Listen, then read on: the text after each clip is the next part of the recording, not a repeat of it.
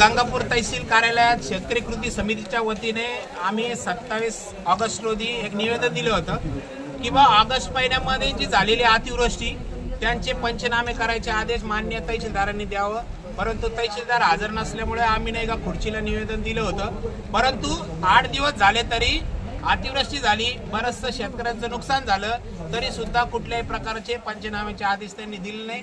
त्यामुळे आज नाही का आम्ही त्यांना फटाके फोडो आंदोलनाचा इशारा दिला होता आणि ते आंदोलन आम्ही या ठिकाणी केलेलं आहे।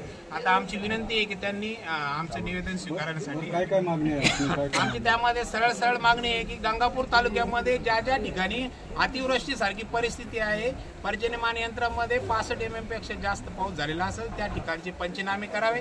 बऱ्याच मंडळामध्ये पर्जन्यमान यंत्र नाही, त्या ठिकाणी पावसाची नोंद झालेली ही चुकीची आहे। त्यामुळे सरसकट गंगापूर तालुक्यातल्या संपूर्ण 12 मंडळाचे पंचनामे करून त्याचा अहवाल शासन दरबारी पाठवावा आणि आम्हाला जसं सरकारने घोषित केलेले त्याप्रमाणे सरसकट अनुदानाची रक्कम आमच्या गंगापूर तालुक्यातील शेतकऱ्यांना द्यावी अशी आमची सरसकट मागणी आहे।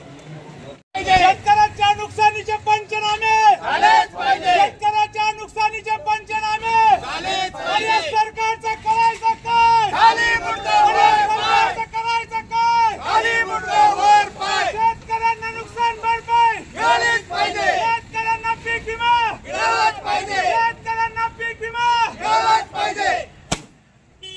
छत्रपती शिवाजी महाराज की जय।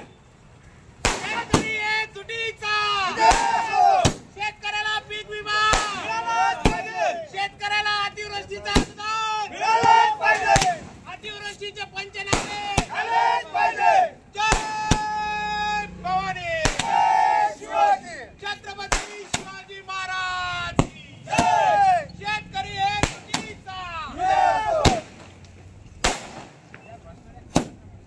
शेतकऱ्यांची कर्जमाफी झालीच पाहिजे, शेतकऱ्यांची कर्जमाफी झालीच पाहिजे, शेतकऱ्यांच्या नुकसानीचे पंचनामे झालेच पाहिजे, शेतकऱ्यांच्या नुकसानीचे पंचनामे झालेच पाहिजे, शेतकऱ्यांना नुकसान भरपाई झालीच पाहिजे, शेतकऱ्यांच्या नुकसानीचे पंचनामे झालेच पाहिजे, शेतकऱ्यांना नुकसान भरपाई झालीच पाहिजे, शेतकऱ्यांना नुकसान भरपाई झालीच पाहिजे।